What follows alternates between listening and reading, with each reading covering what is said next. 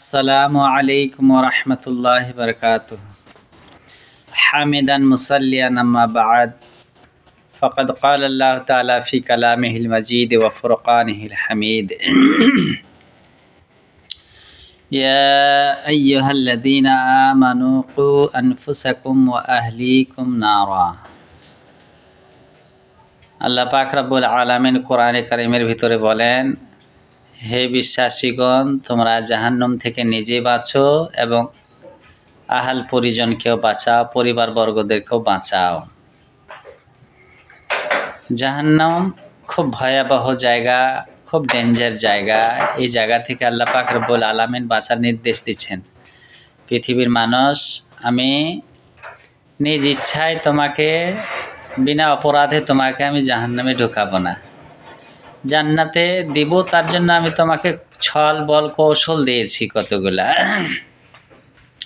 সেগুলো যদি তুমি অবলম্বন করো, মেনে চলো, সে কাজগুলো যদি করো, তাহলে আমি আল্লাহ তোমাকে জান্নাত অবশ্যই দেব। আনাস থেকে একটা হাদিস বর্ণিত আছে, কুল্লু বানি আদামা খাত্তাউন ওয়া খায়রুল খাত্তাইন আত-তাওয়াবুন। পৃথিবীর যত আদম সন্তান আছে ভুলের ঊর্ধ্বে নয়, সব ভুল করনেওয়ালা, ভুল হবেই হবে। আর খায়রুল খাত্তাইন আত-তাওয়াবুন, আর বেহতর ভালো উত্তম ভুল করনেওয়ালা হলো ওই ব্যক্তি, উত্তম গুনাহগার হলো ওই ব্যক্তি দিনের বেলায় গুনাহ করলো তো রাতের বেলায় আল্লাহর দরবারে লুটিয়ে পড়লো, হাত তুললো, দোয়া দুরুজ করলো, ইস্তেগফার করলো, আল্লাহ মাফ করো, আল্লাহ ক্ষমা করো বলে সারা রাত আল্লাহর আরাধনাতে অতিবাহিত করে দিল সারা রাত।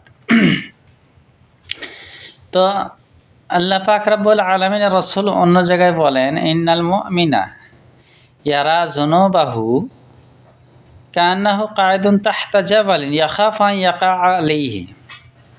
নেককার মানুষ যদি হয়, আল্লাহ ভীরু মানুষ যদি হয়, কোনো গুনাহ যদি তার দ্বারা হয়েই যায়, হতেই পারে, তো ভাববে যে আমি এমন এক পাহাড়ের নিচু আছি যে পাহাড়টা একটু যদি এদিক ওদিক হিলডুল করি আমি, তাহলে হয়তো ওই পাথরটা আমার উপরে পড়বে আর আমার জীবন শেষ হয়ে যাবে।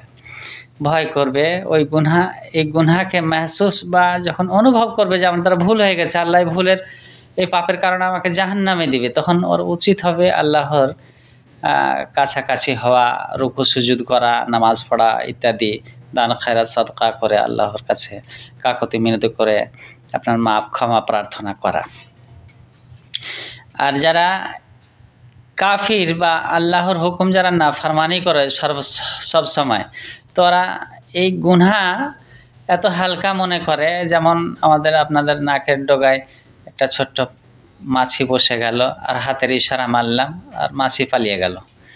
তো ঠিক তেমনি উঠতে বসতে চলতে ফিরতে বড় বড় গুনাহ করে, কিন্তু মনেই ভাবে না, প্রাণে ভাবে না যে আমি এত বড় গুনাহ করলাম, আল্লাহর কাছে জবাব দিতে হবে, আল্লাহর জাহান্নামে যেতে হবে, এই চিন্তা ভাবনা কোনো সময়তে থাকে না।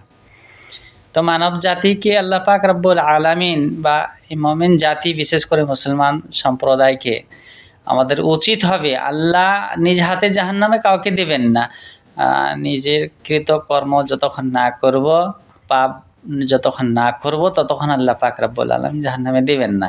তো পাপগুলাকে ধোয়া মোছা সাফ সুতরা করার জন্য আল্লাহ ব্যবস্থাও করে দিয়েছেন। আমাদের উচিত হবে গুনাহ থেকে বঞ্চিত হয়ে জীবনযাপন করা এবং আখেরাতের জবাবদিহিমূলক জিন্দেগি অতিবাহিত করার আমরা প্রচেষ্টা করব ইনশাআল্লাহ। আসসালামু আলাইকুম ওয়া রাহমাতুল্লাহি ওয়া বারাকাতুহু।